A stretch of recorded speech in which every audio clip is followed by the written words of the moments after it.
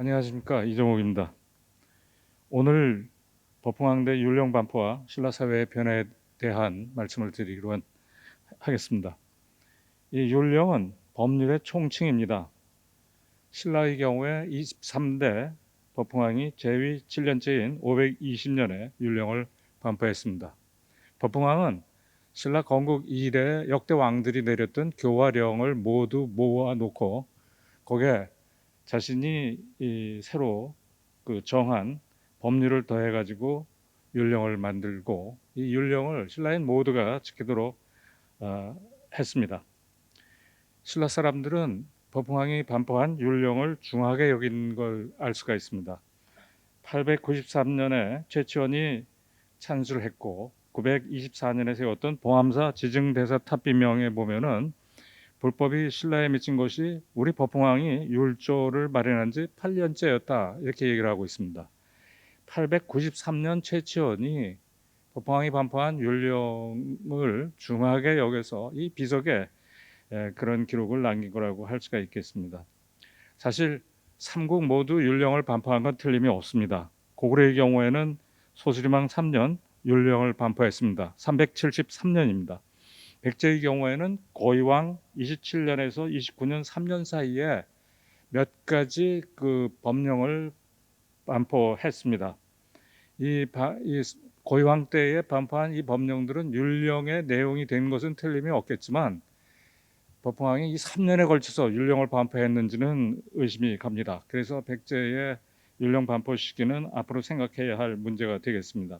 신라는 좀 전에 말씀드린 것처럼 520년에 그동안 쌓아놓았던 모든 교령에다가 새로운 법령을 더해서 율령을 반포한 것입니다.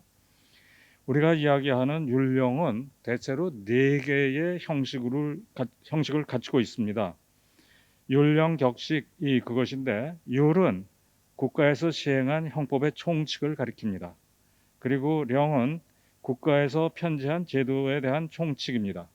격은 정부 각 관서의 업무 범위를 규정한 조례로 신라의 경우에는 이방부 격이라는 한 가지가 기록에 나오고 있습니다. 식은 조정의 각 관부에서 행하는 법률로 율령격의 시행세칙이 되겠습니다. 영과 격과 식의 내용은 율과 상충이 되어서는 안 되며 영과 격과 식은 모든 율을 만드는 표준이 되고 있습니다. 동양의 경우 중국이나 일본에서 율령을 높이 평가한 건 틀림이 없습니다. 중국의 경우에는 일종의 형사법, 행정법에 해당하는 통치 기술을 밝힌 것이 율령인데 나라마다 또 황제마다 새로운 율령을 반포해서 사용했습니다. 일본의 경우에는 율령은 이 7, 8세기 고대 국가가 편찬한 성문법전으로 중앙집권적인 관료기구, 지방행정조직, 호적, 조세와 병역 등에 대한 규정을 한 것으로 국력을 강화시키는 법전으로 이해되고 있습니다.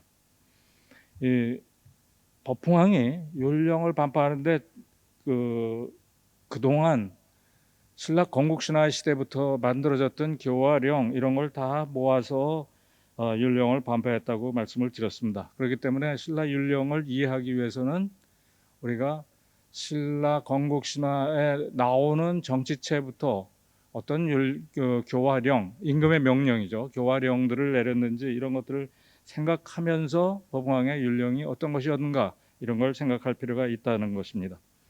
오늘 이 발표에서는 크게 3가지 주제를 다루겠습니다. 첫 번째, 520년에 반포된 율령의 정체가 무엇인가 하는 것입니다.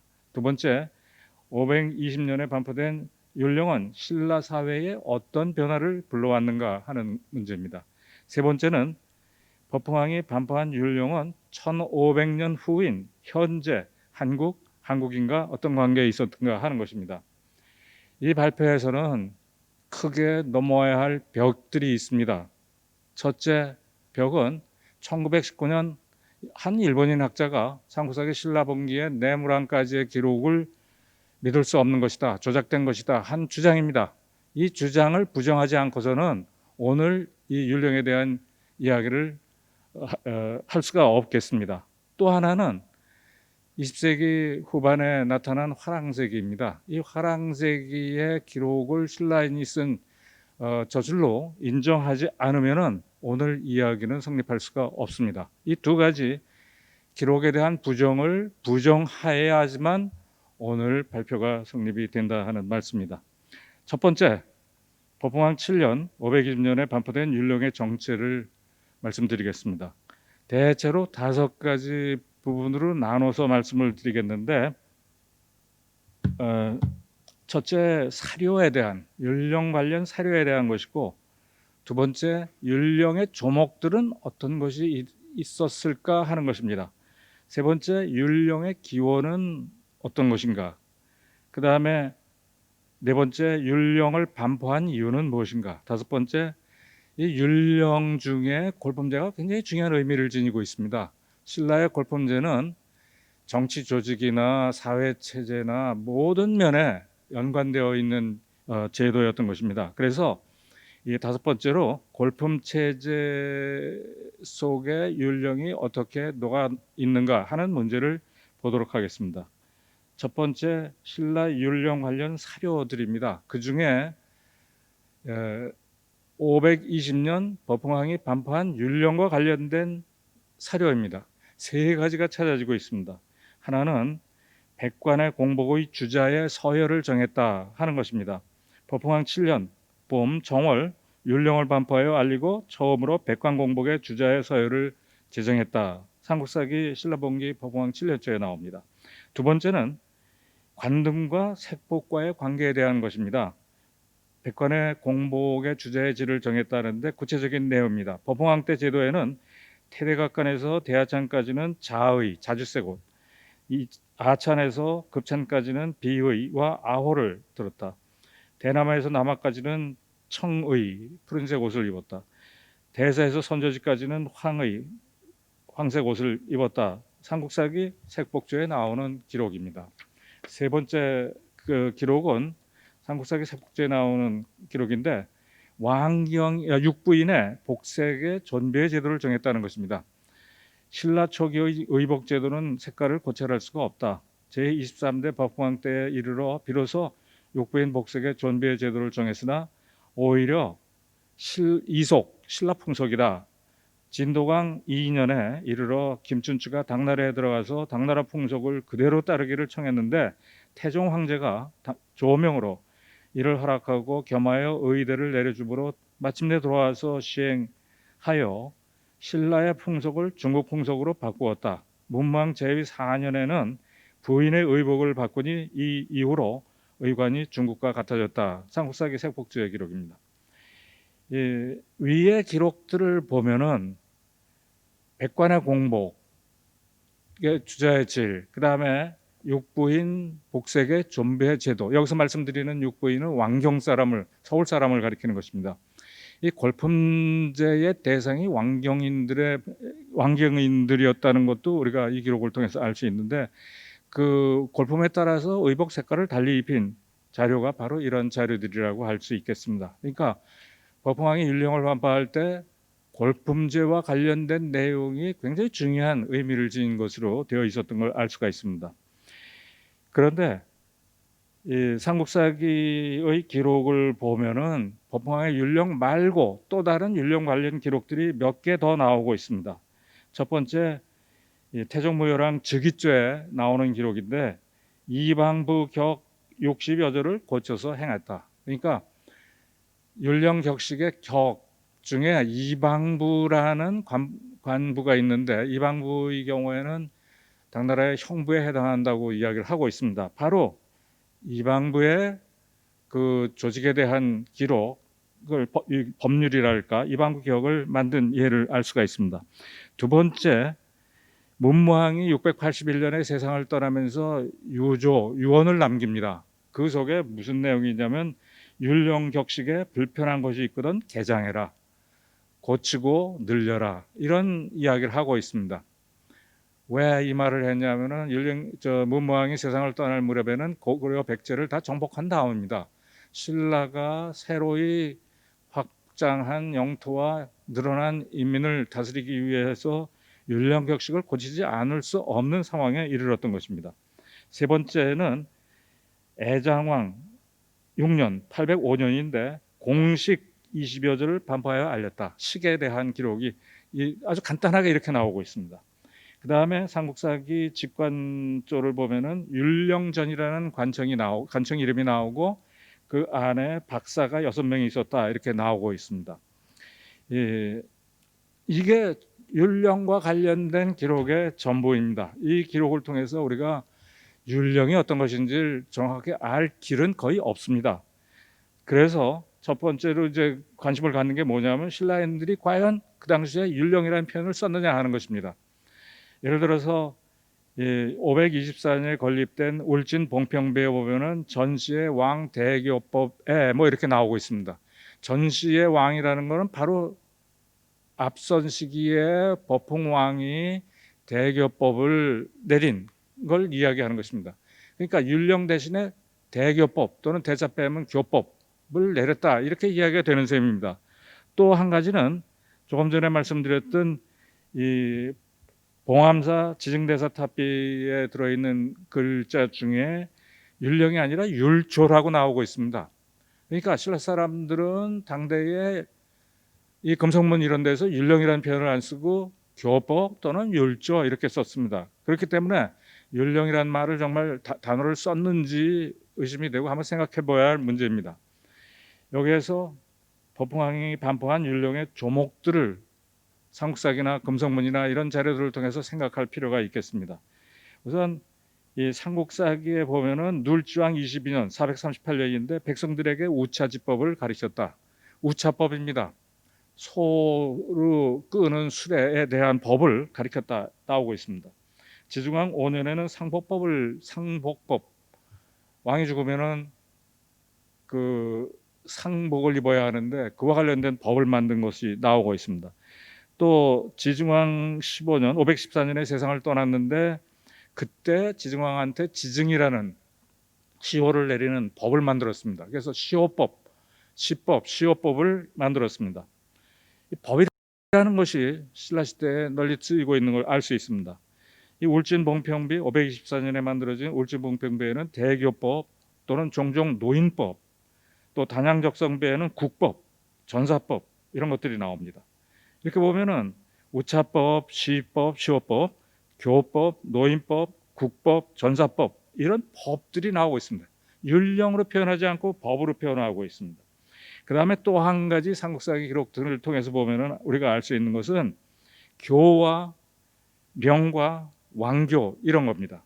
그러니까 이 삼국사기 초기록부터 임금이 교를 내려서 뭘 어떻게 했다, 령을 내려서 뭘 어떻게 했다, 또 영일냉수립이 503년 법황이 율령을 반포하기 전에 건립된 비금성문입니다. 이 안에 보면은 전세 이왕교, 전세 이왕의 교를 근거로 해서 뭔가를 이제 처리하는 이런 내용이 나오는데 여기서 말하는 전세 이왕은 실성왕 402년에서 417년까지 제위했던 실성왕과 눌주왕 417년에서 458년까지 제위했던 왕입니다. 이 두 왕입니다.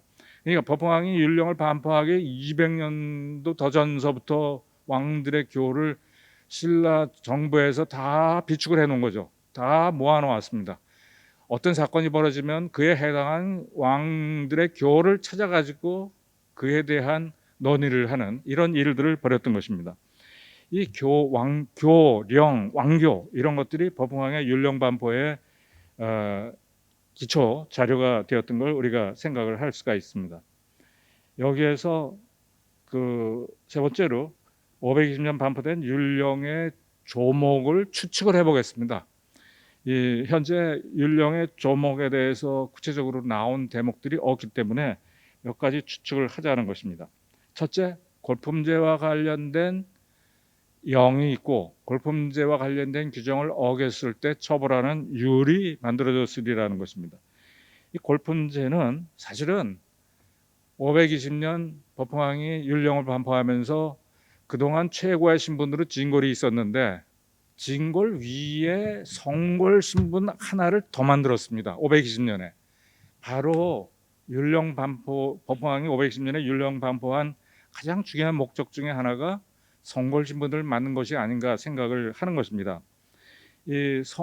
신라의 성골 신분은 물론 진골 중에 특정한 집단만 사람들만 성골로 뽑아서 맡는 것입니다. 그런데 법흥왕 때 만들어진 그 율령의 골품제 속에는 성골, 진골, 육두품, 오두품, 사두품, 어쩌면 삼두품, 이두품, 일두품 이런 신분층들이 다 갖춰졌다고 생각이 되는 것입니다. 그런데 이러한 신라의 법흥왕 때의 골품제의 신분들은 법흥왕이 갑자기 만들어낸 거 아닙니다. 법흥왕은 그중에 성골 하나를 신분 하나를 만들었고 나머지 신분들은 그 이전서부터 존재했습니다.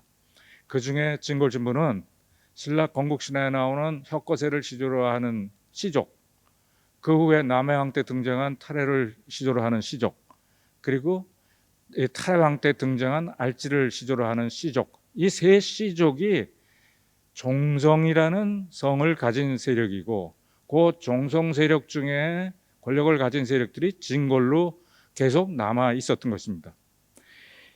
그리고 두품 신분은 그 혁거세가 등장해서 육촌을 통합해 가지고 서라벌 소국, 사로국을 세우게 되는데 그 사로국이 형성되기 전에 경주 지역에는 6개의 촌이 있고 각 촌에 촌장이 있고 촌장들이 촌의 최고 지배 세력으로 있었는데 바로 그 사람들의 후손들이 그 뒤에 두품 신분을 갖게 되는 것입니다. 그 중에 시족장의 후손들은 육두품으로 되고 그 밑에 세력이 작은 세력들은 오두품이 되고 이런 식으로 해서 두품 신분도 법흥왕 때 만들어진 육두품, 오두품의 두품 신분도 신라 건국신화 때 있었던 육촌장들과 연관 관계를 떼어놓고는 상상할 수가 없는 그러한 존재들이라고 할 수가 있겠습니다.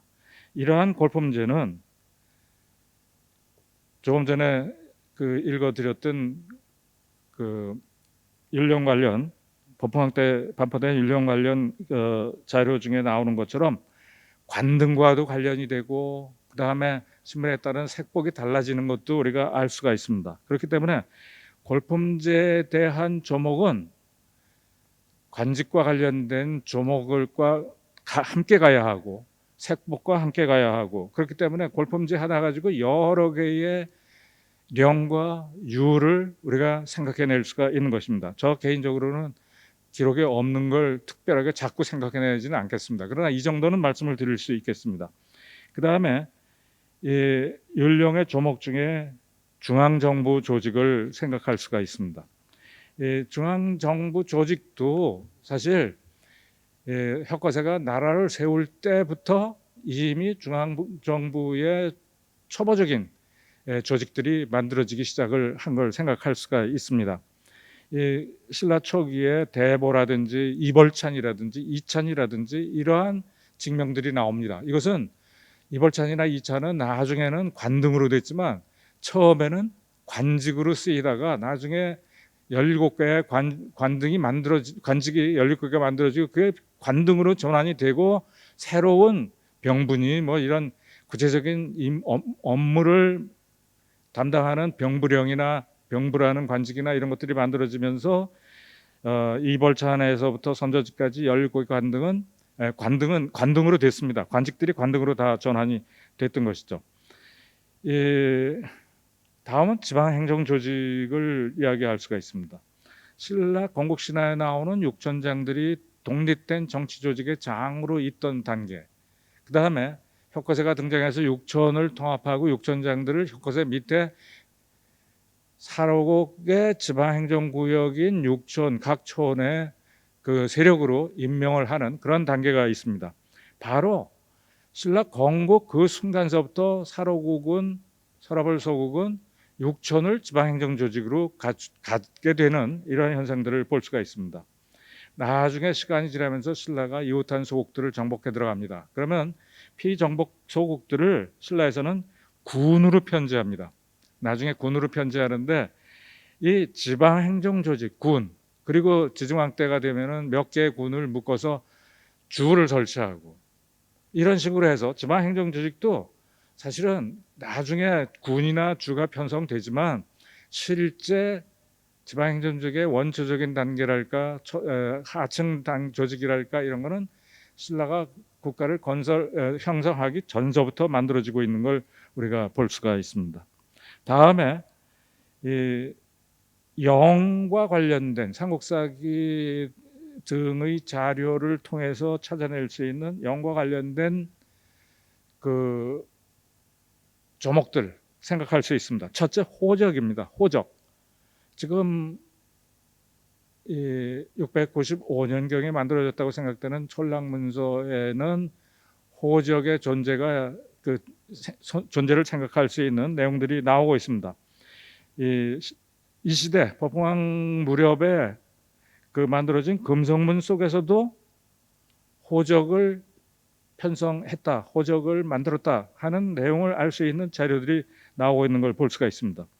영일냉수립이나 503년에 만들어진, 그 다음에 524년에 만들어진 울진봉평비, 550년경, 정확하게 550년은 아니지만 하여튼 그 무렵 만들어진 단양적성비, 이런 데 보면은 왕, 갈문왕, 그 다음에 신료들, 왕 밑에 신료들, 이런 사람들 인명을 기록하면서 탁부, 사탁부,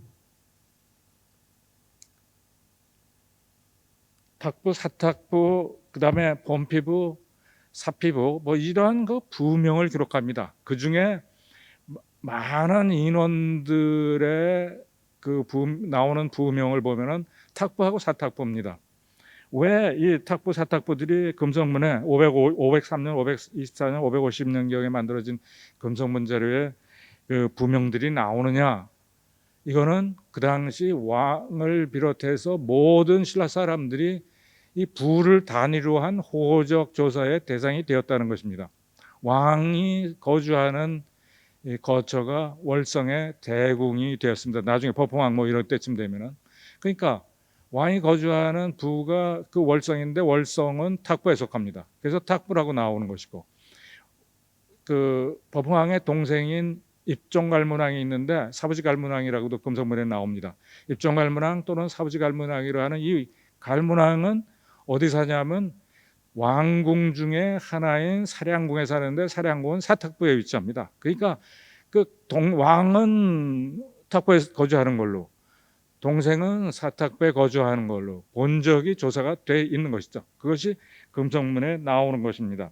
그 다음에 지방 사람들 경우에는, 지방에는 부가, 나중에는 소경에 부가 설치되지만 군과 주, 현 이런 데에는 부는 설치되지 않습니다. 지방에는 촌이 설치가 됩니다. 그래서 지방 사람들은 지니마촌, 무슨 태노촌, 이런 아단해촌 등등 촌명으로 이 호적을 편성을 한 걸 생각할 수 있습니다. 호적은 왜 편성했느냐?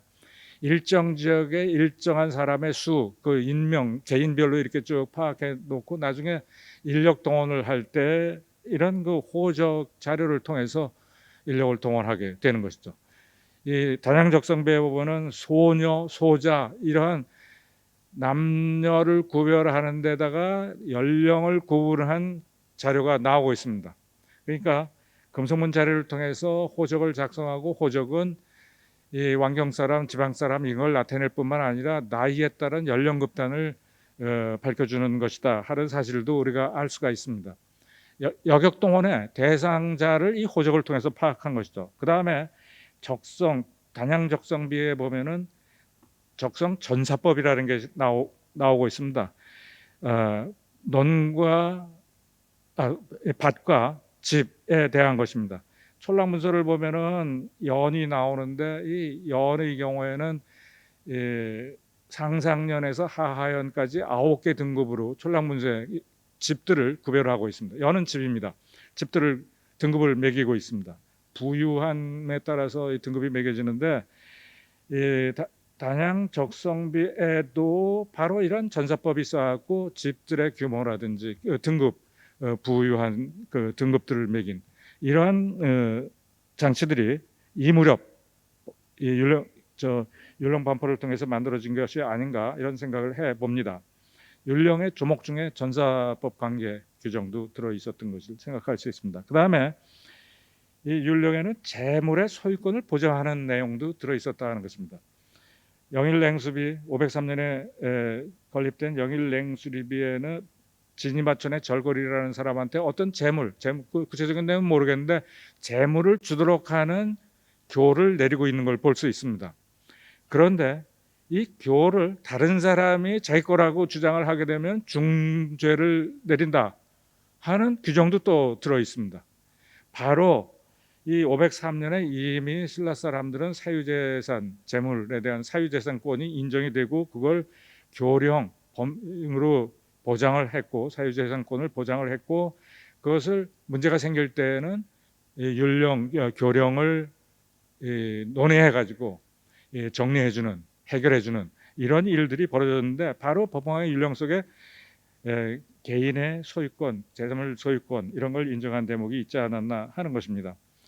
결국 그 호적을 작성하고 그 전사법을 만들고 하는 것들은 조영조의 수치, 국가의 수치 체제를 만들기 위한 장치라고 생각을 할 수가 있겠습니다. 다음 다섯 번째 법황이 율령에 들어 있었다고 하는 율에 대해서 보겠습니다. 이 영일 냉수리비에 보면은 조금 전에 말씀드렸던 것처럼 절거리한테 재물을 주기로 정했는데 다른 사람이 그 재물이 자기 거라고 요구를 하게 되면은 중죄를 내린다, 중벌을 주겠다 이러한 내용이 들어 있습니다. 처벌 규정들이 있었던 것이죠. 그 다음에 524년에 건립된 울진 봉평비에 보면은 종종 노인법이라는 게 있습니다. 이 노인법은 피정복 지역에 있는 사람들을 신라 정부에서 노비는 아니고 노자를 써서 그 노비라고 생각할지 모르지만 노인은 아니고 신분은 평인이든지 그보다 더 높은 신분을 가진 사람이지만 피정복민을 노인이라고 했던 것 같습니다. 그래서 노인법을 어겼을 때는 장 60대 곤장을 치는 거죠. 60대 또 어떤 경우에는 100대를 친다 이러한 기록이 보이고 있습니다.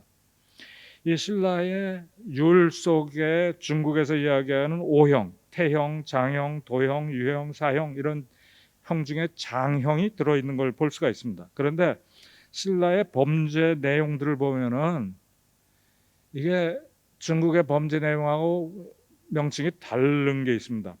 배공영사죄라든지 오역죄라든지 뭐 이런 별도의 또 다른 그 명칭들을 썼습니다. 그리고 형벌을 내리는 것도 중국의 형벌이 아니라 족형이라든지 거열형이라든지 이런 또 다른 그 형벌 내용들이 신라책 기록에 나오고 있는 걸 볼 수 있습니다. 그러니까 신라의 율이 중국 율과 율을 그대로 따른 게 아니고 신라 자체 고유의 율을 가지고 율령을 만들었다. 영도 마찬가지입니다. 중국이나 일본의 율령 속에 이벌찬이라든지 이찬이라든지 무슨 아찬이라든지 이런 관직명 없습니다. 그러니까 신라의 경우에 신라의 고유한 정치조직, 신분제도, 진골이니 이런 다른 나라에 없는 신분층입니다. 이런 것들을 신라 법황의 율령으로 만들었다 하는 것입니다. 그리고 법황이 율령을 시행하는 방법이 율령 속에 그 율을 시행하는 방법들이 이미 찾아지고 있습니다. 냉수리비 같은 데 보면은 절거리한테 재물을 주는데 전세 이왕의 교 한 100년 전 그 내려졌던 교령들을 근거로 해가지고 최고의 권력자였던 지도로 갈문왕 지증왕이죠. 지증왕과 6명의 대등들이 모여갖고 7명의 대등들이 별교를 만듭니다. 별교는 절거리한테 재물을 주는 새로운 교입니다. 그리고 이것을 어겼을 때 항의를 한다든지 불만을 제기하는 사람이 있을 때는 중죄를 내린다는 또 다른 별교를 만듭니다.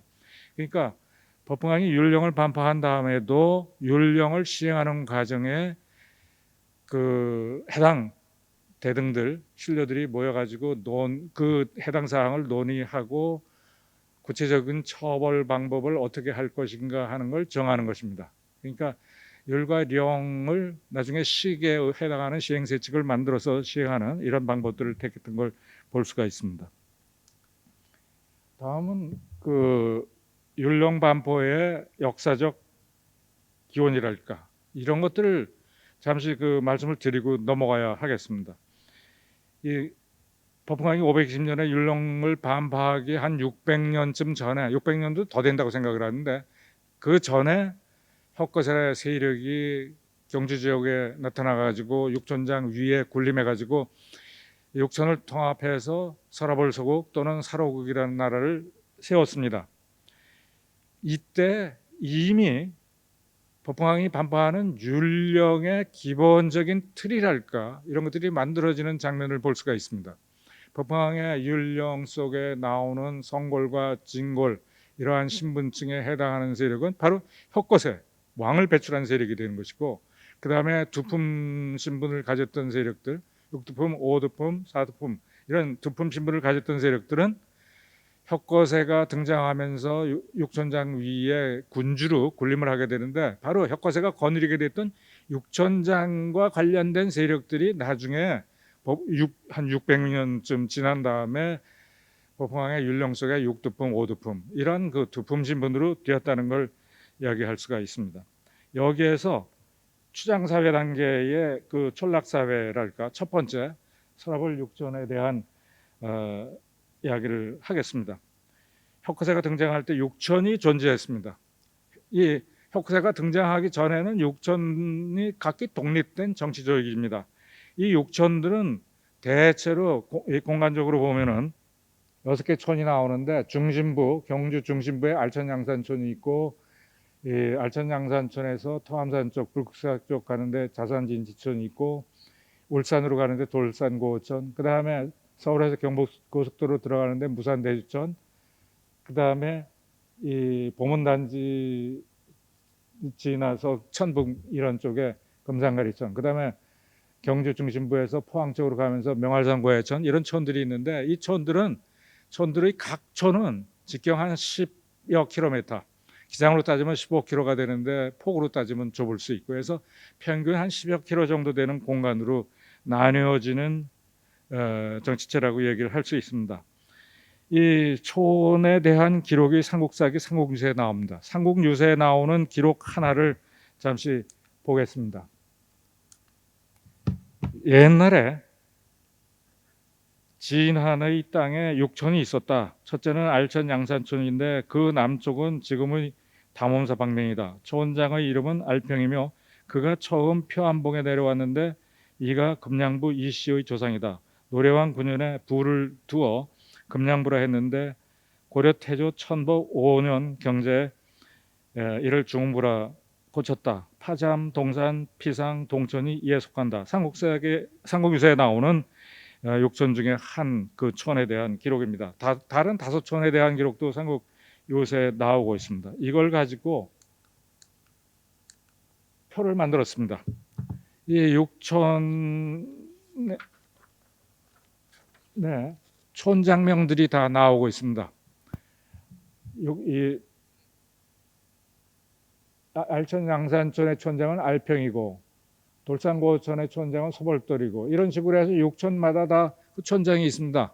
그리고 이 촌들은 신라 시대에 가면은 삼국사기에는 기원후 32년에 이 6촌 명들이 알천 양산촌이 금량부로 됐다는데, 그때 정확하게 이 명칭이 바뀐 건지는 단정할 수가 없습니다. 그렇더라도 나중에 법황이 율령을 반포할 때는 다 바뀌어 있었던 것이 틀림이 없습니다. 이렇게 바뀌었습니다. 그런데 이 육촌장 혁거세를 주도했다고 하는 육촌장들이 있는데, 이 알평의 후손들이 하나의 시족을 이루죠. 이 금량부 세력으로 이씨성을 가집니다. 경주 이씨의 시조가 바로 이 알평입니다. 지금 현재 대한민국 국민 중에 적지 않은 수를 차지하고 있는 경주 이씨가 바로 이 서라벌 육촌의 알천 양산촌의 시족장의 후손들로 되어 있는 것입니다. 그러니까 이 서라벌 육촌은 단순히 신라 시대만이 아니라 지금 현재까지도 우리하고도 연결이 되고 있는 걸 볼 수가 있습니다. 여하튼 이 촌락 사회는 삼국사기나 삼국사 기록을 보면 기원전 56년에 이르게 되면은 법황이란다. 그 혁거세가 등장하면서 서라벌 소국, 사로국을 만들게 되는데, 바로 이 소국이라는 것 자체도 법황이 만든 율령 속에 그 흔적을 남기는 걸 볼 수가 있습니다. 서라벌 소국은 나중에 신라의 왕경이 됩니다. 이 왕경에 사는 사람들은 진골, 육두품 등 이 골품제의 대상이 됐습니다. 왕경, 서라벌 소국을 모체로 한 왕경 밖에 있는 사람들은 골품 신분을 가질 수가 없었습니다. 그런 사람들은 초원주 신분증을 갖게 됐던 것이죠. 그래서 서라벌 소국과 이 서라벌 소국 전에 육촌장들이 다스리던 시대는 대체로 한 2단계의 정치 조직을 가졌다. 촌장들은 이 2단계 꼭대기 2단계의 장이었고, 이 10km 정도 되는 공간은 하나의 마을로 이루어질 수가 없습니다. 농사를 짓는 관계로 집에서 가까운 지역에만 농사를 짓을 수 있다 보니까 한 촌에 대체로 한 6개에서 9개 정도의 마을들이 만들어졌고, 그 마을들마다 마을의 장이랄까 이런 존재들이 있어가지고 이 마을의 장들이 1단계 지배 세력이라면은 촌 전체, 촌에 있는 마을 전체를 다스리는 세력이 시족장으로 촌장 세력이 2단계 조직을 가졌습니다. 다음 이제 그 건국 신화를 통해서 보면은 혁거세가 6촌을 통합해서 소국을 세우는 장면을 볼 수가 있습니다. 그 건국에 대한 이야기가 바로 앞에 제시한 그 기록입니다. 전한지절 원년 6월 3일 1일 육부의 조들이 각기 자제들을 거느리고 알천 언덕 위에 모여 의논하였다. 우리는 위로 군주가 없어 백성들을 다스리지 못하기 때문에 백성들이 모두 방자하여 제하고자 하는 대로 하니 어찌 덕이 있는 사람을 찾아 군주로 삼고 입방설도 하지 않겠느냐 의논을 했습니다.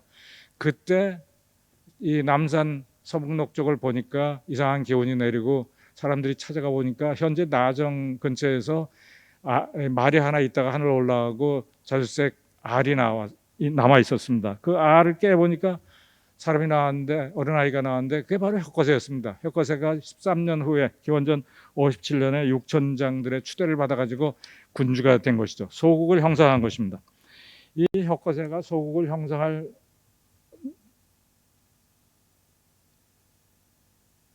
무렵 경주 주변에는 여러 소국들이 형성된 걸 볼 수가 있습니다. 사로국 남쪽에는 오시산국 거치살국, 그 다음에 사로국 서쪽에는 이서국, 압도국 뭐 이렇게 해서 경상도 일대에 사로국과 비슷한, 서라벌 소국과 비슷한 시기에 여러 개의 소국이 형성됐습니다. 이 소국들은 나중에 진안 소국 연맹으로 되는 것입니다. 이 소국의 경우에는, 서라벌 소국의 경우에는 그 영역이 대체로 직경 한 3, 40km, 면적으로 따지면 한 1000평방킬로 정도 되는 공간을 차지하고 있습니다.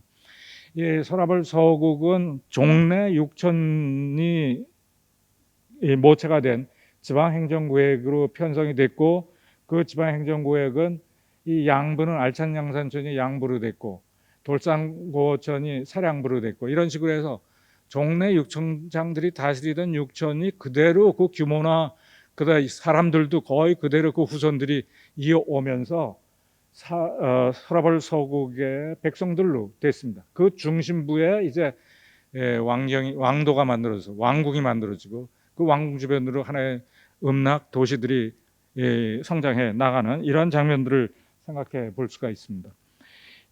사로국의 건국 시기는 기원전 57년이라고 하지만 한반도 남쪽 지역의 여러 소국들을 보면은 대체로 기원전 2세기 위만조선이 들어서고, 그럴 무렵쯤 되면 한반도 남쪽 지역에 무리중재 중국들이 들어섰습니다. 여러 소국들이 들어선 걸 볼 수가 있습니다. 이렇게 해서 소국이 형성되는데, 소국의 경우에는 3단계 정치 조직을 갖춘 거죠. 그러니까 말하자면 마을의 장들이 있고, 촌마다, 부마다, 그 다음에 각 촌 부의 장이 있는 2단계 장이라면은 혁거세를 비롯한 조기의 왕들이, 이 군주들이 3단계 정점의 지배 세력으로 되어 있었습니다. 3단계 지배 조직을 갖춘 정치체라고 할 수가 있겠습니다. 다음은 소국 연맹입니다. 소국 연맹은 사실 우리가 이 단계를 설정할 수 있느냐 않느냐 이런 문제가 되는데, 저는 하나의 가설을 세워가지고 기원전 108년 낙랑군이 설치된 다음에 이 낭낭의 상인들이, 낭낭에 온 중국 사람들이 배를 타고 한반도 남쪽 일본을 오가면서 원거리 교역을 합니다.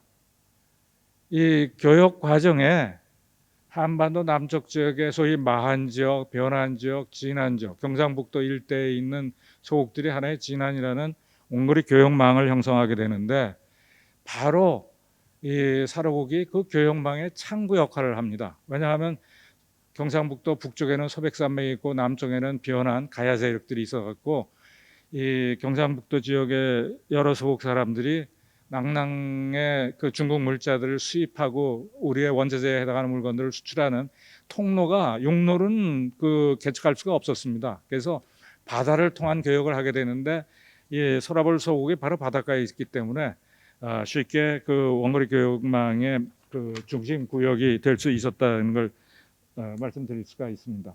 여기 조금 전에 보여드렸던 소국하고 거의 같은 소국들이, 이 소국들이 소국 연맹체를 형성한 그걸 생각을 할 수가 있습니다.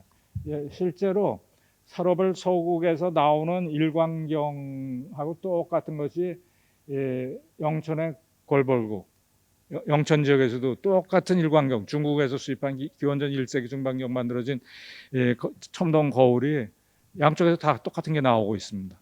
이 교역 물건들을 사로국에서 교역의 창구로 해가지고 수입을 해서 이웃한 진안 소국들한테 공급을 해주고 원자재를 받아가지고 낭낭군에 수출을 하고, 이러한 이 체제를 만들었는데, 이 체제는 4단계 정치 체제는 아니고 4단계의 정점에 서라벌 소국이 위치한 건 사실이지만 정치적으로는 각 소국들이 다 독립국입니다. 그래서 그저 원거리 교역을 위해서 그저 4단계가 만들어졌다 하는 정도의 4단계로 가는 준비 작업이 이때 이루어졌다 하는 걸 말씀을 드릴 수 있겠습니다.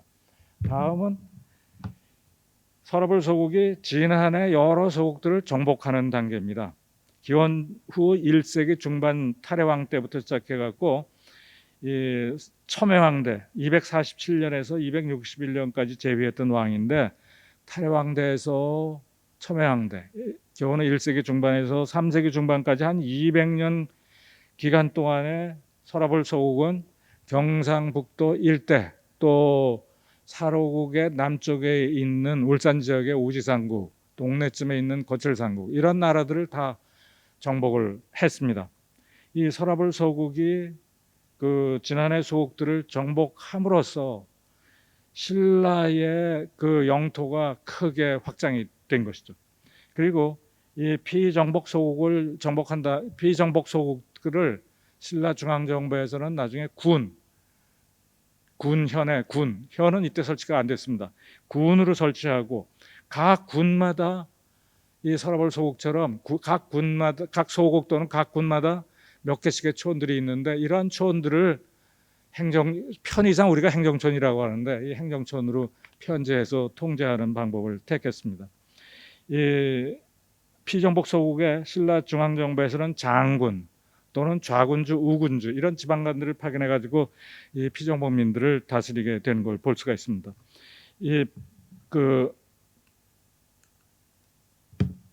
진안 소국 정복 과정은 몇 단계의 과정을 거칩니다. 1단계는 1세기 중반경에 사로국, 서라벌 소국의 남쪽에 있는 우시산국, 거칠산국을 정복합니다. 탈해왕 때.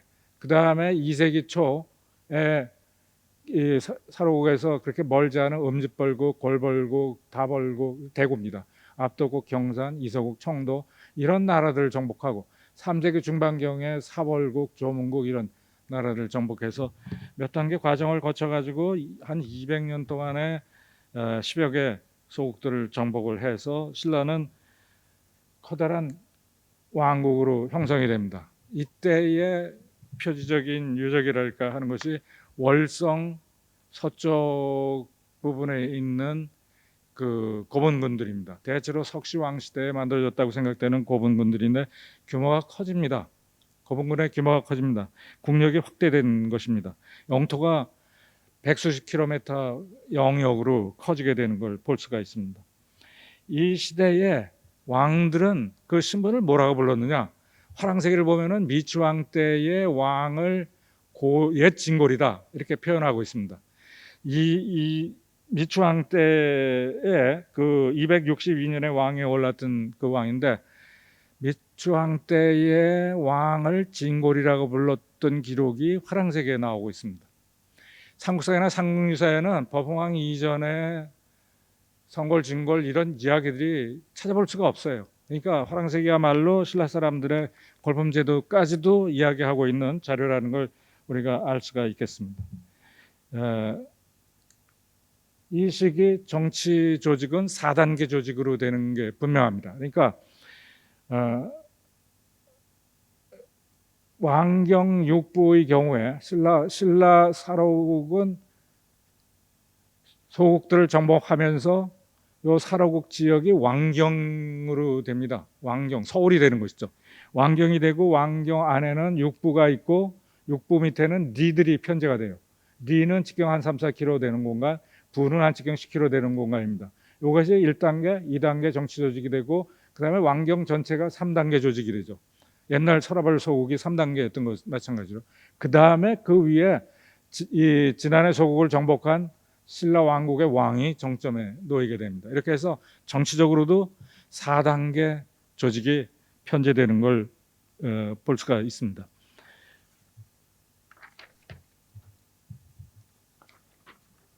그 다음에 마리깐 시대로 넘어가도록 하겠습니다.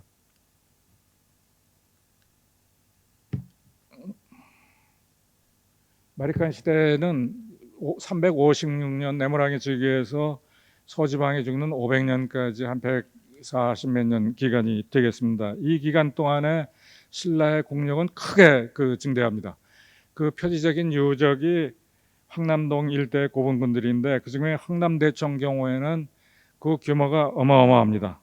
이 밑변이 120m고 높이가 한 23m 정도 되는 고분인데, 이런 고분을 축제할 수 있을 만큼 국력이 강화됐습니다. 이때는 교령 체제가 잘 정비됐고, 이 국가 통치가 바로 이런 교령을 통해서 시스템을 통해서 운영이 됐습니다. 왕권이 강화된 결과 왕들은 새로운 단계를 맞을 준비를 하게 됩니다. 이제 백제하고 관계, 고구려하고 관계, 중국하고 관계, 일본하고 관계에 나서게 되고, 골품 신분도 왕의 신분이 다른 그 밑에 신분들하고 전혀 다른 차원의 신분으로 됩니다.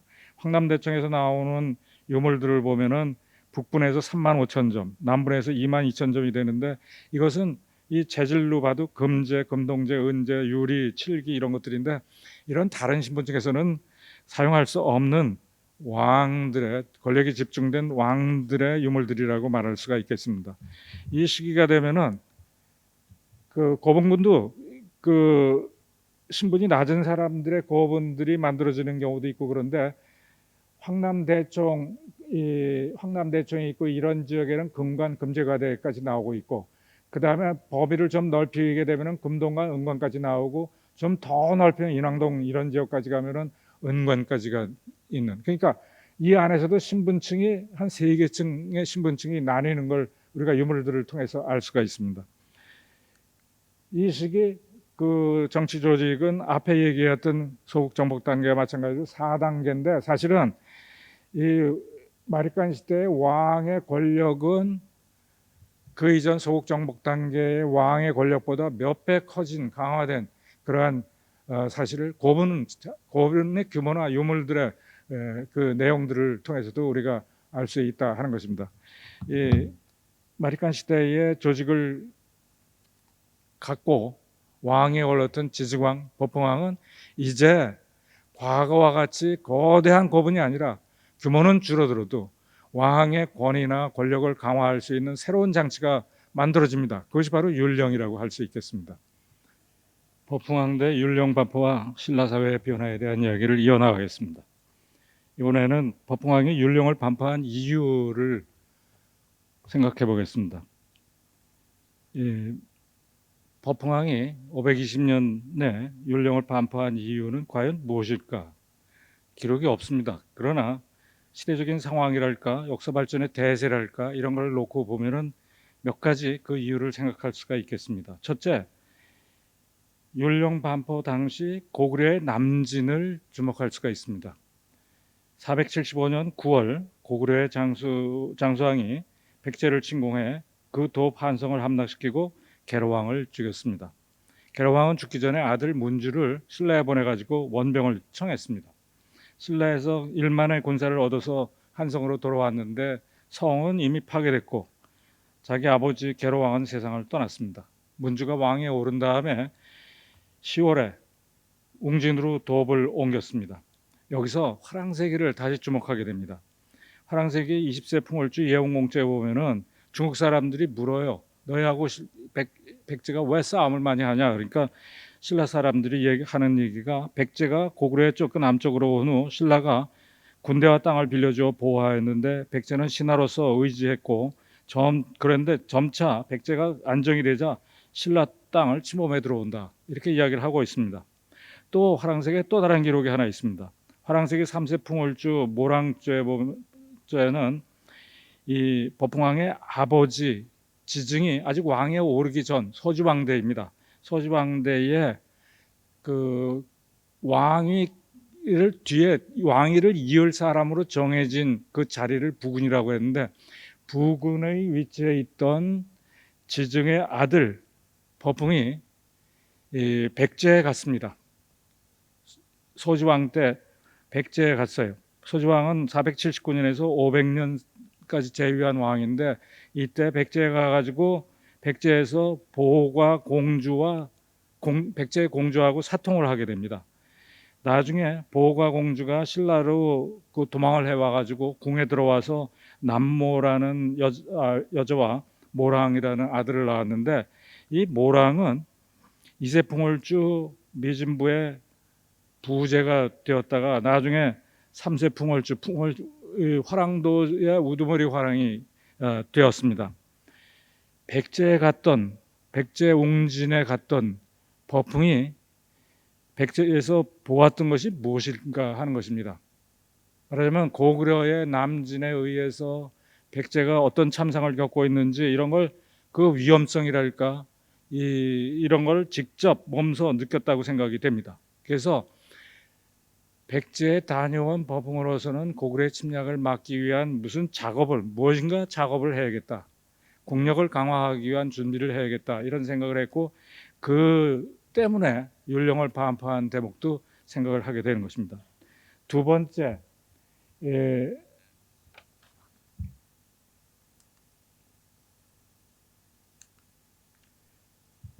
법흥왕의 계보와 관련돼서 말씀을 드릴 수가 있겠습니다. 이 기록을 보면은 법흥왕의 아버지 지증왕이 왕위에 오른 것은 500년인데 금성문 자료들을 보면은 울진 봉평비 이런 데 보면은 냉수립이 이런 데 보면은 영일 냉수립이 503년에 만들어진 영일 냉수립에 보면은 지증이 왕위에 오른 것은 기록상으로는 500년인데 503년 9월 25일까지 왕호를 못 쓰고 또 전대 소지왕이 마리간이라는 칭호를 썼으니까 마리간 칭호를 썼을 법한데 마리간이라는 칭호도 못 쓰고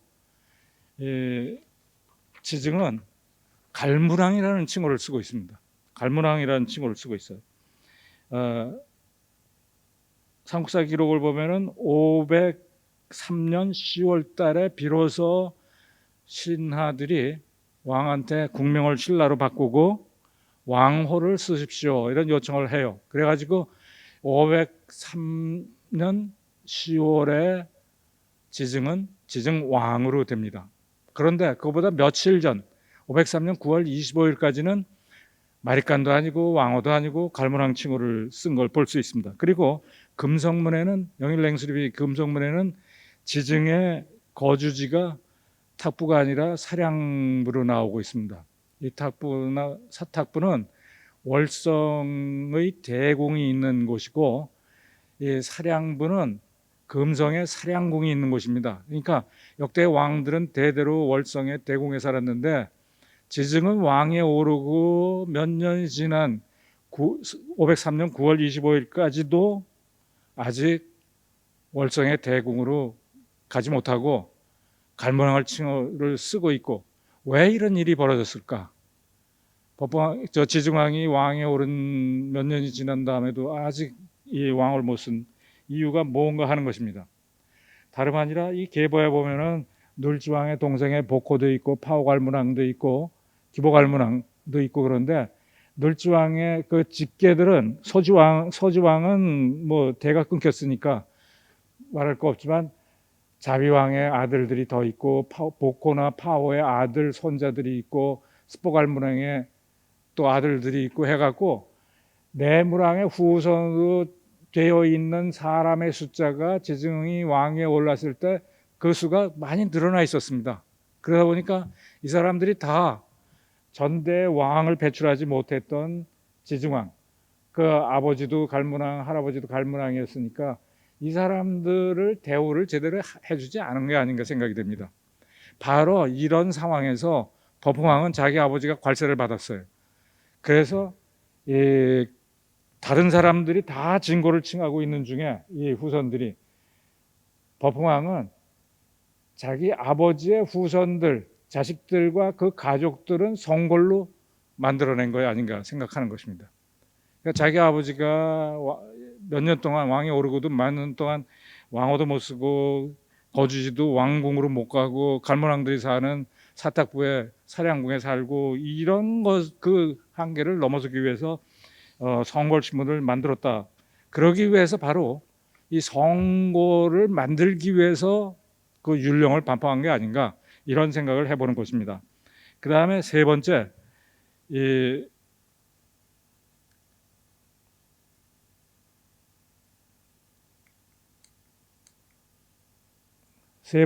성골왕의 왕권을 강화하기 위해서 율령 체제를 만들었다. 앞에 두 이야기도 연결이 되는 것인데 결국 율령을 만들어서 국가 통치의 모든 관련 법들을 하나로 묶어 가지고 이 법 체계를 만들었어요. 이 법 체계를 운용함으로써 신라는 국력을 강화시킬 수, 인력을 효과적으로 동원할 수 있고 전쟁도 제대로 치를 수 있고 뭐 축성 사업도 할 수 있고 고분도 크게 만들 수 있고 이런 일들을 할 수가 있게 된 것입니다. 뭐 고분 크게 만드는 거야 사실은 나중에 율령을 반포하면서 달라지지만 하여튼 국력이 크게 강화된 걸 말씀을 드릴 수 있습니다.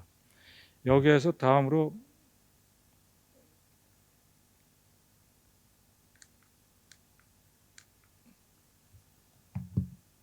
건국신화 이래 역사를 통해서 만들어진 골품제를 축으로 편성된 율령 체제랄까 이런 걸 한번 보겠습니다. 이 율령을 만든 이유는 성골을 만들기 위한 것이라고 그랬는데 성골은 골품제제를 완성시키는 그 일이라고 할 수가 있겠습니다. 그리고 이 골품제는 말씀드리겠지만 신라의 모든 사회 체제하고 연결이 되어 있는 걸 볼 수가 있습니다. 정부 조직도 하나, 관직도 그렇고 관등도 그렇고 관청도 그렇고 골품제하고 다 연결이 되어 있고 사람의 옷 색깔도 관청하고 연결이 되어 있고 이 골품제하고 연결이 되어 있고 이런 식입니다. 우리가 타임머신 타고 이 시대 신라로 가면은 성골, 진골, 육두품, 오두품 이런 사람들을 입고 있는 옷만 보아도 그 사람들이 사는 집을 보아도 다 그것이 어떤 신분에 속하는지 알 수 있다는 생각을 해봅니다. 여기에서 골품제에 대한 거를 이해해야지 율령의 그 구조적인 편제랄까 이런 걸 우리가 파악할 수 있게 됩니다. 그래서 골품제에 대한 걸 좀 보도록 하겠습니다. 골품제의 편성 원리입니다. 크게 네 가지가 있습니다. 첫째, 종족적 편성 원리가 있습니다. 이 종족적 편성 원리는 거듭 말씀드리지만 혁허세가 등장하면서 종성 세력인 박씨 시족들이 만들어지고 나중에 이제 탈의 알지를 시조로 하는 종성 세력들이 만들어지는데 이 세력이 다 성골이 되고 진골이 된 건 아니지만 그 중에 일부 세력들이 진골 또 극히 일부가 성골 신분으로 될 수가 있었습니다. 그 다음에 육부성, 이씨, 정씨, 최씨, 손씨, 설씨, 배씨 이런 육부성을 가진 세력들은 혁허세가 나라를 세울 때의 촌장으로 있던 사람들의 후손들인데 이 세력들은 아무리 국가를 위해서 큰 공을 세워도 진골 신분 이런 게 될 수가 없습니다. 육두품까지 오르는 게 최고 한정된 신분 상승이었습니다. 바로 이런 종족적 편성, 시족적인 편성을 이런 것들을 우리가 알 수가 있습니다. 박석김 세력 중에서 성골진골이 나왔고 이정채 손설배 육성 중에서 육두품까지 두품 신분이 나온 겁니다. 그 다음에 거주 지역에 따른 편성 원리가 있습니다. 왕이 사는 대궁, 갈문왕이 사는 사량궁 이런 것들 3궁이 있었어요. 대궁, 사량궁, 양궁 이 3궁에 사는 사람들은 골신분, 성골신분 나중에는 이제 법원의 율령을 반포하고는 성골만이 그 3궁에 살 수가 있게 되고 나머지 진골들은 3궁을 둘러싼 하나의 도시가 만들어지는데 직경 그 규모가 한 5km 정도, 5km 좀 넘는 도시가 만들어지는데 사방이 이 안에 진골들이 대체로 살고 그 밖에 이제 육두품들이 육촌의 중심, 육부의 중심부에 퍼져 살았습니다. 거주 지역에 따른 신분 편성이 이루어졌습니다. 그 다음에 251년이 되면은 한기부인 아도라는 사람이 이 글을 잘 쓰고 산수를 잘했던 거예요. 계산을 잘했어요. 그래갖고 그 사람을 등용해가지고 아찬으로 삼고 물창고의 사무를 맡겼다.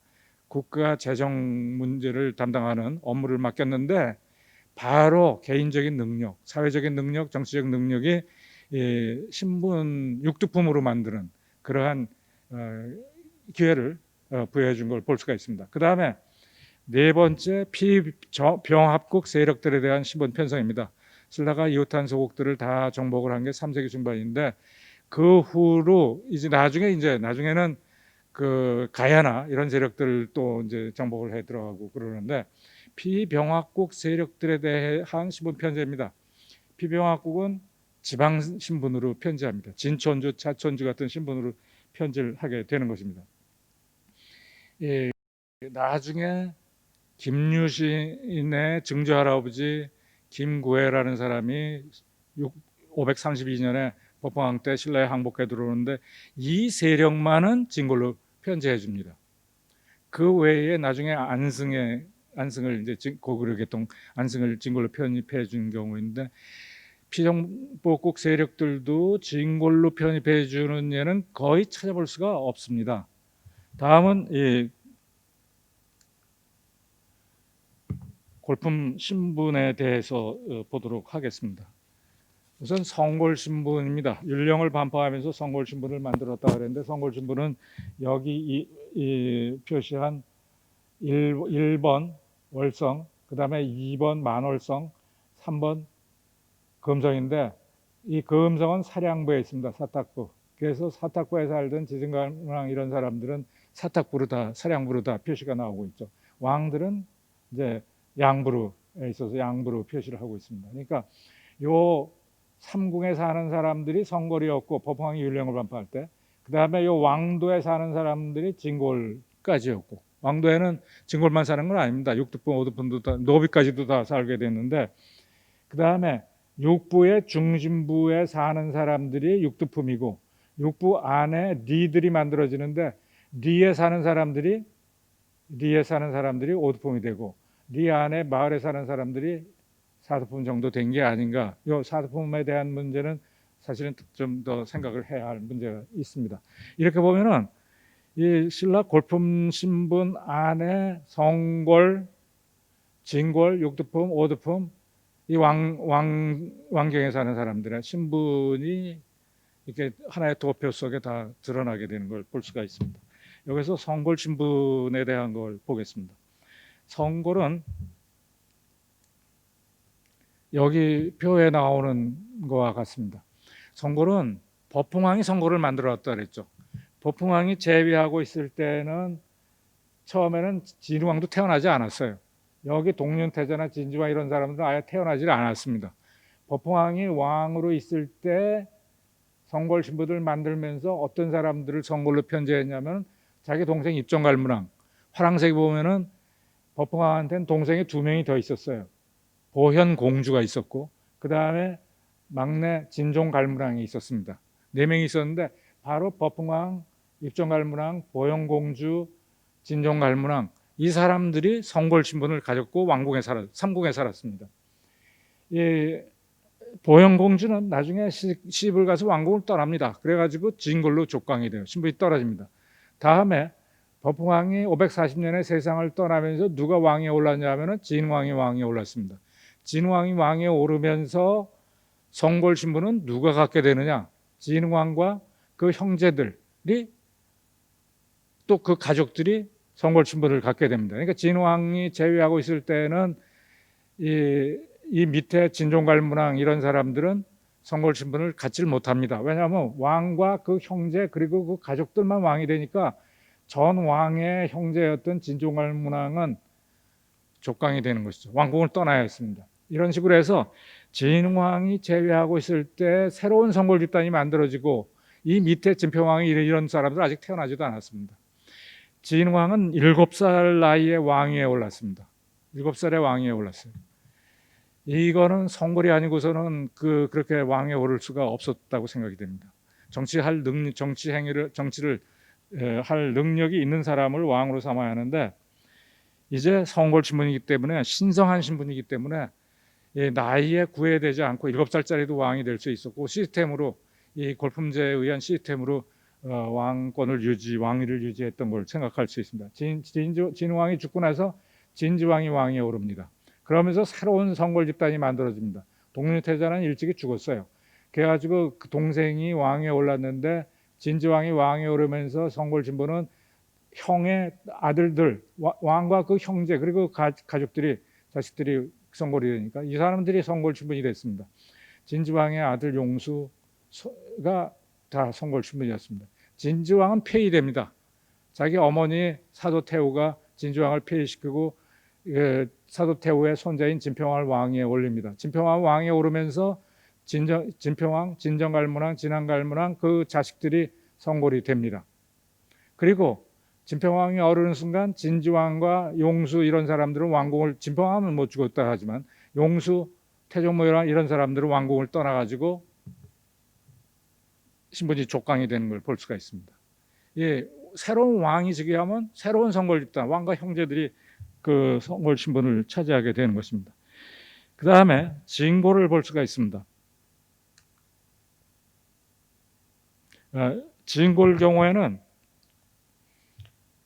아까 얘기했던 박석김 세력 중에 권력을 가지고 있는 세력들이 진골로 남아 있고, 그 다음에 김유신의 증조 할아버지의 그 후손들이 진골 신분으로 편입이 됐고, 가야계통이지만 편입이 됐고, 그 다음에 성골에서 떨어져 나온 사람들이 또 새로운 진골로 편입이 되고, 이래서 진골이 무한정 늘어나는 건 아니지만 성골보다는 훨씬 많은 사람들이 진골이 됐고, 이 진골들은 최고의 관직, 관등, 관부, 또 금입대거라는 특별한 그 집에 거주하게 되고 이런 걸 볼 수가 있습니다. 그 다음에 두품 신분은 아까 말씀드린 것처럼 그 육촌장의 후손들로 이루어진 세력들이고 그 밑에 이제 마을의 후손들이 리의 세력이 돼가지고 오두품 신분이 될 수 있었고 이런 걸 볼 수가 있습니다.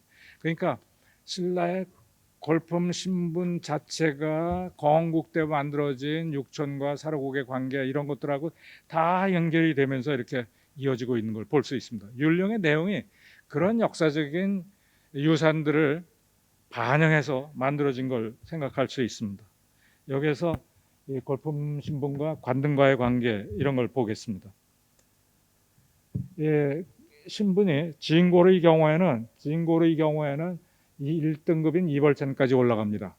6두품은 6번째 등급인 아창까지 올라가고 5두품은 10번째인 대라마까지 올라가고 이런 식으로 그 다음에 이 왕경 사람이고 지방 사람들의 경우에는 진촌주라는 직경 한 10km 정도 되는 공간의 지배세력은 이 사천, 술간에 오르고 차촌주는 남아, 산간까지 오를 수가 있었습니다. 지방 사람들은 원래 지방 사람들만 또 다른 관등을 만들어서 설치했던 나중에 이걸 그냥 경위하고 통합을 시킨 걸 볼 수가 있습니다. 그리고 그 골품 신분과 관부하고 관계입니다. 여기 나오는 예부는 국가의 예와 관련된 여러 문제를 다루는 관서인데 그 장은 진골이 차지할 수 있고 차관은 육두품이 차지할 수 있고 그 다음에 국장급에 해당하는 이 대사 이런 거는 오토폼까지도 차지할 수 있습니다. 그러니까 이 관직도 다 신분에 따라서 오를 수 있는 관직이 달랐던 것이고, 이 관청의 장도 예부는 진골이 장이 되는 관부고, 대도서는 육두품, 국학 육두품, 음성서 육두품이 장이 되는 관부고, 예보 예하의 전사서 제사를 담당하는 관부는 오두품이 장이고, 사범서 규범 문제 이런 거를 다루는 거는 사품도 장이 될 수 있는 관부입니다. 관청도 장이 어떤 신분이 되느냐에 따라서 등급이 달리 정해진 걸 볼 수 있습니다. 그 다음에 신라 사람들의 색복, 옷의 색깔이라든지 뭐 옷의 종류라든지 이런 것들이 신분에 따라서 다 달리 입혔고, 그 다음에 의복도 신분에 따라서 이 진골은 그 방의 기장이 넓이가 24척, 육두품은 21척, 오두품은 18척, 사두품은 15척 이런 식으로 해서 신분에 따라서 이 방의 크기도 집의 규모도 다 차이가 났던 걸 볼 수가 있습니다. 이런 식으로 해갖고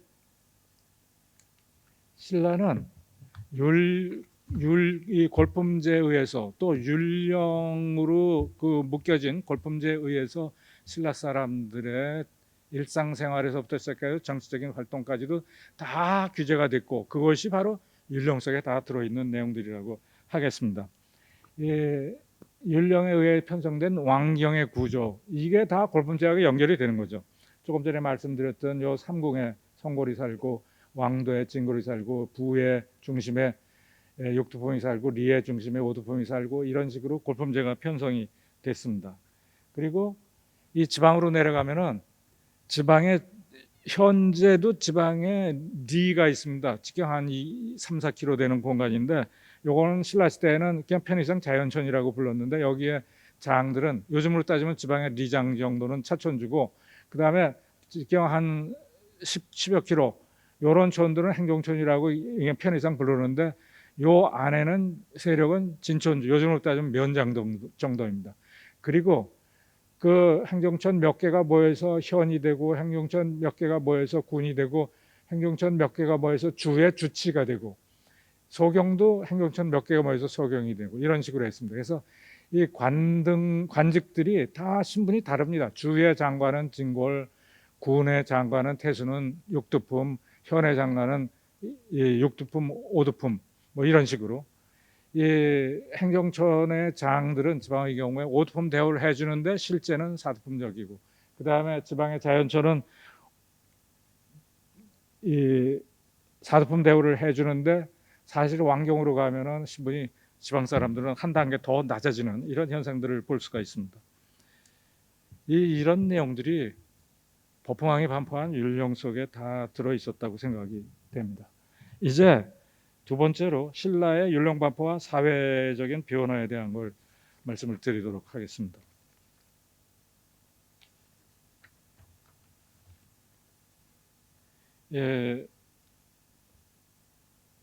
지중왕이 왕에 오른 것은 법흥왕, 지중왕 계통이 성골 신분을 차지하는 이러한 계기가 됐습니다.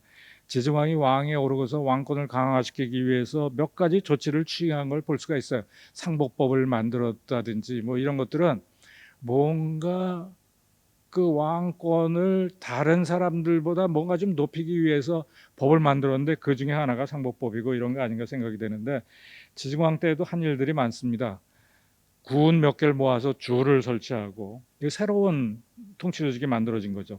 우산국을 정벌 하고, 동시를 왕경에 시장을 설치해요. 동시를 만들어서 물자를 유통시키고, 교체제를 아주 엄격하게 시행하고, 부단의 호적을 편성하고, 이런 걸 볼 수가 있습니다. 법흥왕이 율령을 반포하면서 어떤 변화들이 있었겠느냐 하는 것입니다.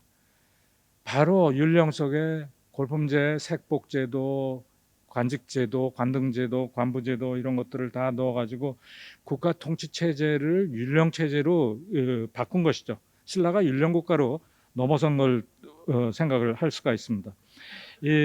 이때에 그 법흥왕은 율령 반포만 한 것이 아니라 불법도 시행하는 것이죠.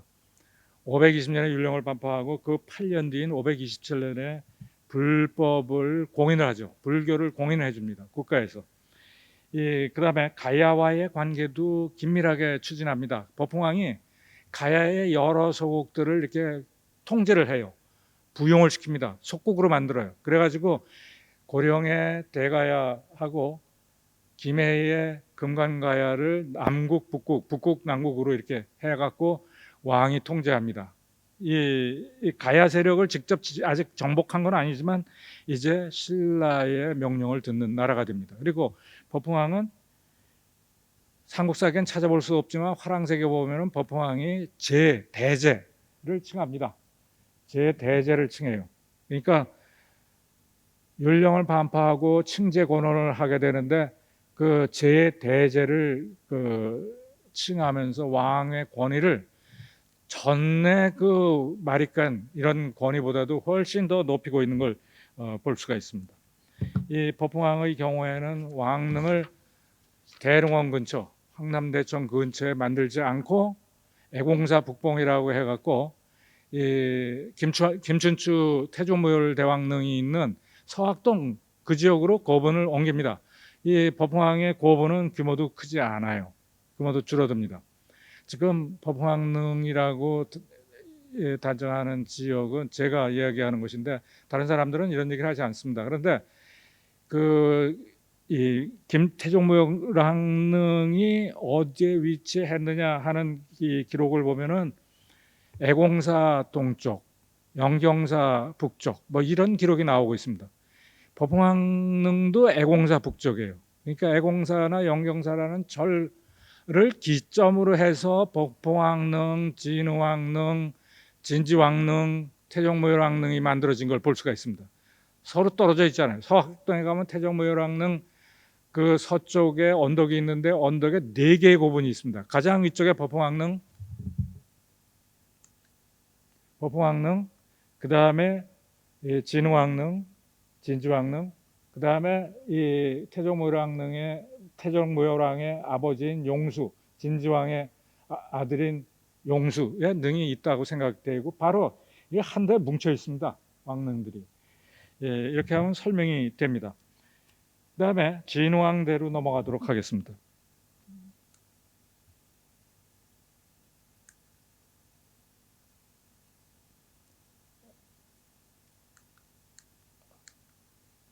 진흥왕대가 되면은 7살의 왕이 올랐다는데 진흥왕대 정복 활동을 아주 활발하게 벌입니다. 551년에 백제하고 힘을 합해서 신라는 고구려의 남쪽 10개의 구원을 정복하고 553년에 백제가 차지했던 한강 하류역을 다시 빼앗고 554년에 이 김유신의 할아버지 무력이 백제 성왕을 죽입니다. 555년에 북한산을 순행하고 이 진흥왕이 568년에 한경대에 가서 마운영비, 황초령비를 세웁니다. 진흥왕대의 신라의 영토가 굉장히 커져요. 나중에 한 통합을 했다 그러는데 청천강 유역에서 한반도 지역 요 두 지역 빼고는 진흥왕이 다 정복을 한 걸 볼 수가 있습니다. 이 진흥왕 때 풍월주라는 우두머리를 정점으로 하는 화랑도를 편제하고 있습니다. 이 화랑도 별거 아닌 것 같지만 삼국을 통일하는데 인적 자원을 공급하고 삼국 통일을 위한 정신 자체를 마련해 주는 세력들이 화랑도를 통해서 만들어지는 걸 볼 수가 있습니다. 그 다음에 이제 진지왕을 볼 수가 있습니다. 진지왕의 경우에는 576년에 왕이 올랐는데 579년 자기 어머니가 진지왕을 폐위시켜 버립니다. 왜 폐위시켰는지는 화랑색에 나오는데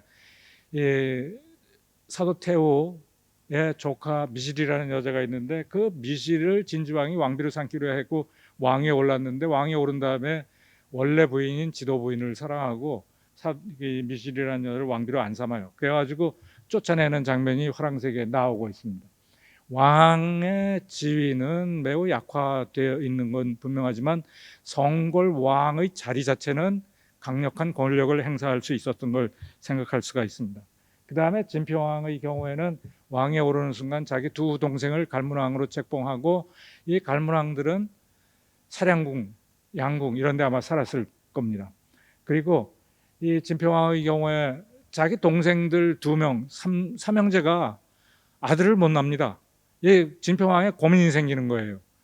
다음 때 왕을 누구로 임명하느냐 해가지고 진평왕이 첫 번째 결정하는 것은 603년에 그 용수, 진지왕의 아들이었던 용수를 진평왕이 자기 큰딸 천명공주하고 혼인을 시켜서 천명공주가 성골이기 때문에 성골의 자격으로 그 남편 용수를 왕위 계승자로 정했는데, 시간이 지나다 보니까 612년에 선덕공주가 왕위를 이을 만한 자태를 보여요. 그렇게 되니까 마음을 바꿉니다.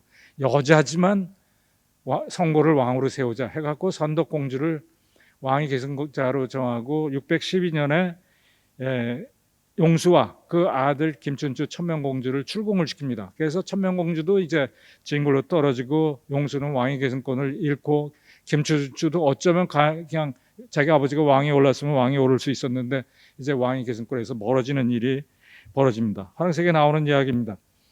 그 다음에 선덕공주가 왕위에 오르는데 여자가 어떻게 왕위에 올랐느냐. 엄격한 부계제 사회에서도 여자는 한대에 한해서 아버지 성혼권을 가집니다. 왜? 그래서 결국 신라의 경우에도 부계제 사회이고 여자가 시집을 가서 남편 집으로 가면은 선덕공주도 남편 집으로 가면 출궁을 해서 진골로 떨어져야 하는데 출궁하지 않고 왕궁에 살고 있으면서 그냥 성골 신분을 유지하고 결국 선덕공주가 왕위에 오릅니다. 여자지만 성골을 왕으로 세우겠다는 진평왕의 결정에 의해서 왕위에 오르는 걸 볼 수 있습니다. 이 선덕공주의 뒤를 이어서 진덕여왕이 왕위에 오르는데, 진덕여왕은 김춘추를 왕으로 세우기 위한 김유신 등에 의해서 왕위에 올랐습니다. 그러니까 진덕여왕대 정치는 김유신이 결성한 하나의 결사, 칠성우라는 그 단체가 있었는데, 조직이 있었는데, 칠성우가 진덕여왕대의 왕권을 다 행사하게 됩니다. 그 구체적인 예가 칠성우 중에 한 사람이었던 알천이 진덕여왕이 즉위하는 순간 상대등이 됩니다. 그러니까 진덕여왕은 정치적 권력을 행사하지 못하고 알천을 중심으로 해서 칠성우가 권력을 행사하는데, 칠성우는 결국 김춘추를 왕으로 세우기 위해서 만들어진 결사고 나중에 삼국 통일에 아주 큰 공호를 세우는 세력입니다. 이 진덕여왕 때 김춘추가 당나라에 가죠. 당나라에 가서 당태종을 만납니다. 당태종을 만날 때 그냥 청병을 하지 않고 국가에 가서 공자 제사 지내는 거, 경전을 강론하는 걸 보고 싶다 했더니 허락을 받아갖고 다녀옵니다. 문화를 통해서 이 당태종을 감동을 시킨 거죠. 그래서 당태종이 먼저 물어요. 너 나한테 할 얘기가 뭐냐 하니까 백제 고구려가 신라를 침공하는데 군대를 빌려주면은 두 나라를 멸망시키고 평화를 얻겠습니다 했더니 당태종이 약속을 합니다. 군대를 보내서 백제 고구려를 정복하도록 하겠다. 그러니까 돌아오면서 김춘추가 당태종한테 신라에 돌아가서 당나라의 의복을 신라 사람한테 입히겠습니다 했더니 당태종이 의복 샘플을 줍니다. 장복을 줘갖고 갖고 와서 그 이듬해 649년에 신라 남자들한테 당나라 의복을 입히고 650년에는 당나라 영의 언어를 쓰게 되는 걸 볼 수가 있습니다. 이렇게 해서 신라의 사람들의 모습이 당나라 사람 비슷해지고 당나라의 속국임을 자처하기 위해서 하는 그 당나라 연호를 쓰고 이런 일이 벌어지게 되는 것입니다. 이 시기에 집사부라는 관부도 만들고 시위부도 만드는데 이것은 진덕여왕을 위한 것이 아니라 김춘추를 왕으로 세우기 위해서 만든 관부들입니다. 집사부는 국정 전체를 총괄하는 관부인데 이것을 이 관부의 장으로 누가 임명되냐면 칠성우 중에 한 사람이었던 술정공이라는 사람의 아들 죽지가 임명이 되는 걸 보면 이 집사부도 칠성우가 장악한 걸 알 수 있습니다. 이렇게 해서 김춘추는 왕에 오를 준비가 다 됐습니다. 654년에 김춘추가 왕에 오르고 진골 왕시대가 열리게 되는 걸 볼 수가 있습니다. 김춘추의 계보입니다. 김춘추의 경우에 그 아버지는 용수인데 용수는 진지왕의 아들입니다. 진지왕이 579년에 폐위되면서 그 용수도 출궁을 해갖고 궁 밖에 나가게 되는 거죠. 신분이 떨어진 겁니다. 그때 진주왕이 폐위되면서 용수가 이 궁 밖에 나가, 어린 용수죠. 어린 용수가 궁 밖에 나가서 신분이 떨어졌는데, 나중에 603년에 이 진평왕이 용수를 천명과 혼인시키면서 왕위 계승권자로 정했다가 612년에 다시 쫓아냅니다. 용수, 천명, 춘추가 왕궁에서 출궁을 하면서 이 춘추도 그 뭐 원래부터 하여튼 진골로 돼 있었지만 진골 신분을 갖게 된 걸 볼 수 있습니다. 그러니까 만일 진주왕이 폐위되지 않았으면 용수가 왕이 오를 수 있었고, 용수가 폐위되지 않았으면 김춘추도 성골 신분을 갖고 왕이 오를 수 있는 위치에 있었던 사람입니다.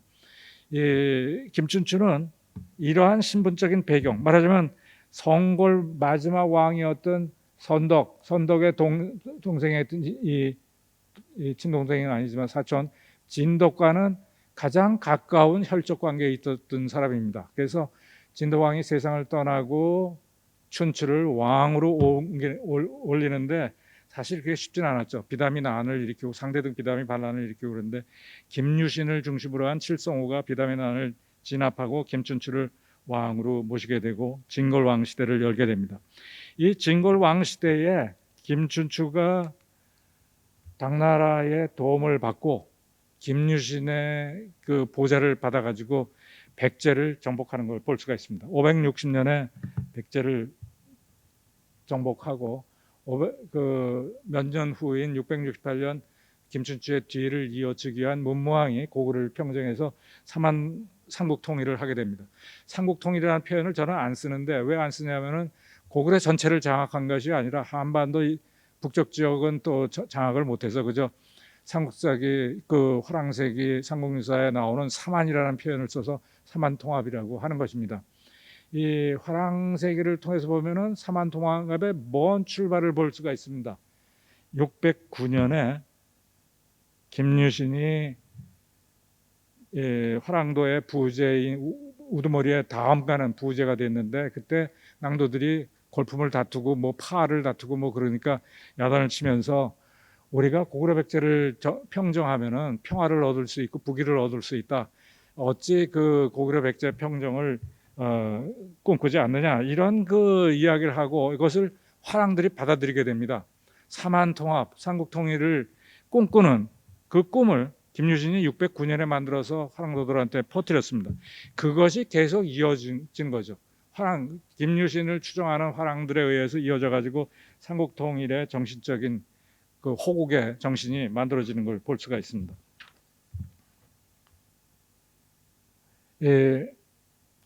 김춘추가 즉위하면서 율령이 많이 바뀔 수밖에 없게 된 거죠.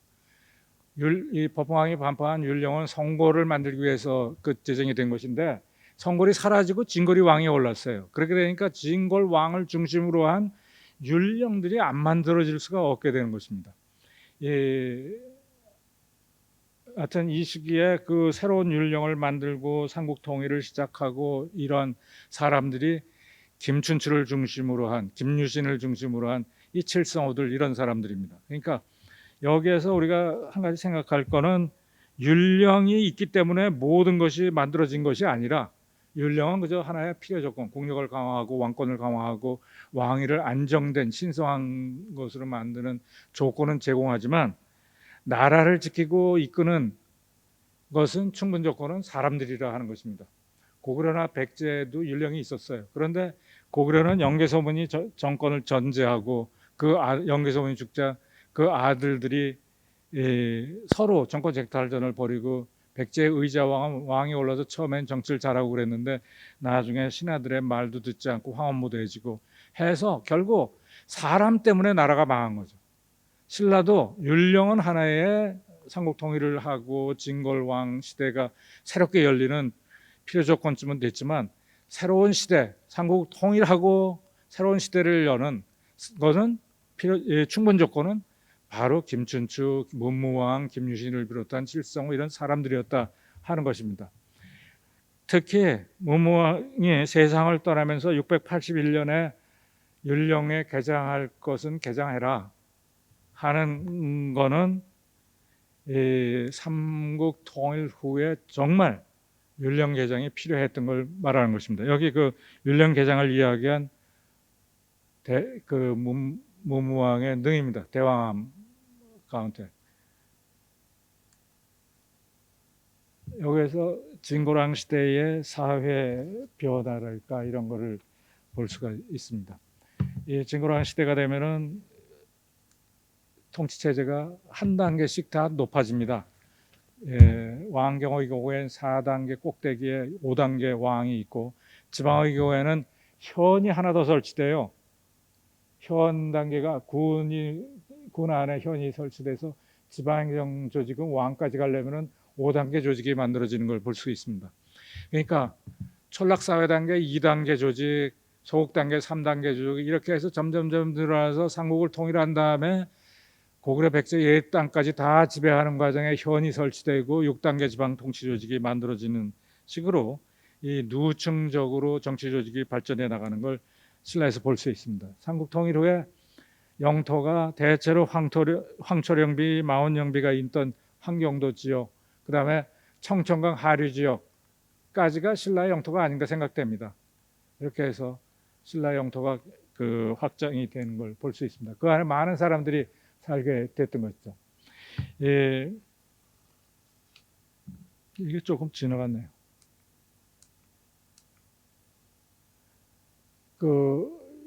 율령 정치에 의해서 통일신라의 왕권이 강화되고 늘어난 토지와 늘어난 인민들을 지배하는 장치가 작동을 하게 됐습니다. 그런데 38대 원소왕 때가 되면 신라의 새로운 변화가, 좋지 않은 변화가 나타나는 걸 볼 수가 있습니다.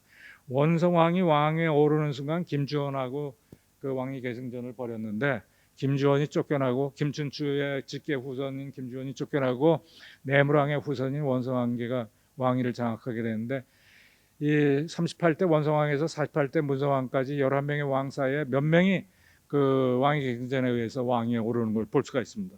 특히 822년 김원창이 난을 일으켰는데, 김영창의 난에 진압됐던 8명의 장군들이 각기 다 왕위 계승권을 주장합니다.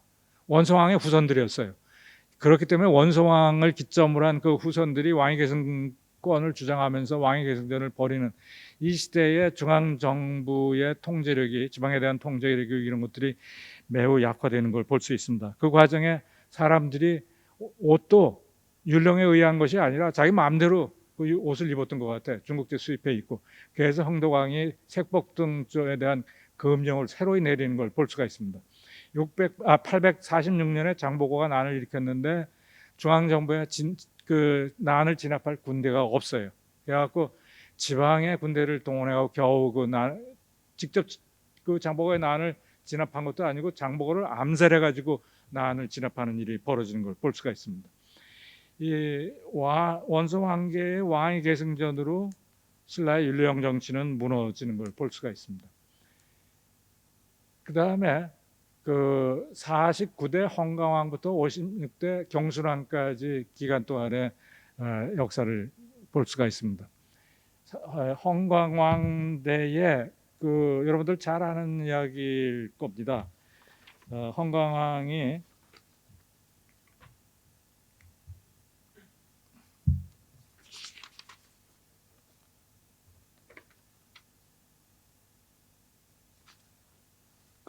왕에 오른 다음에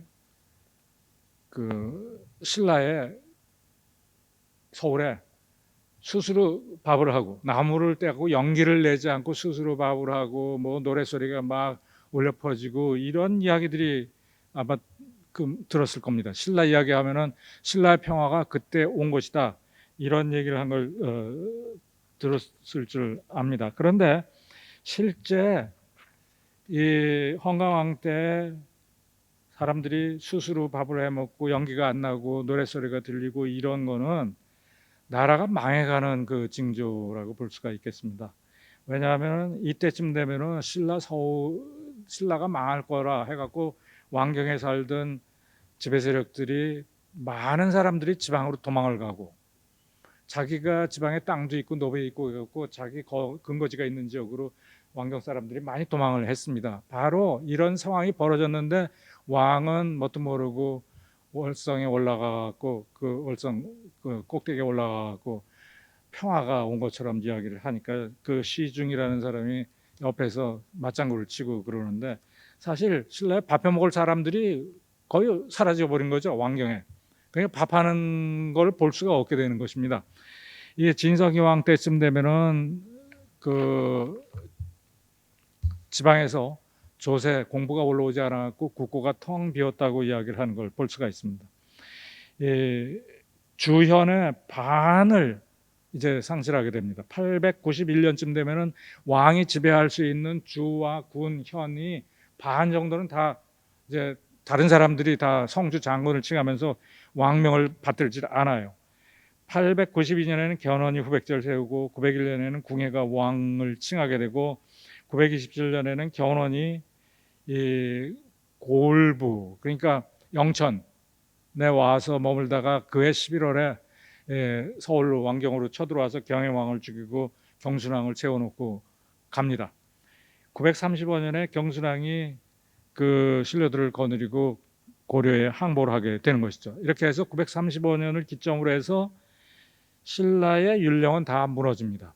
근데 한 가지 우리가 생각해야 할 문제는, 신라의 율령 체제가 다 무너지고 고려의 율령 체제가 만들어졌다 하지만 신라가 만들어냈던 그 율령제 하의 제도들, 군현제라든지 또 신라 사람 자체가 있었기 때문에 신라의 세력들이, 그 능력을 갖춘, 국가를 경영할 수 있는 능력을 갖춘 세력들이, 신라 사람들이 있었기 때문에 고려가 나라를 세우고 고려를 유지할 수 있고 고려라는 나라를 만들 수 있었던 거 아닌가, 이런 생각을 하게 되는 것입니다.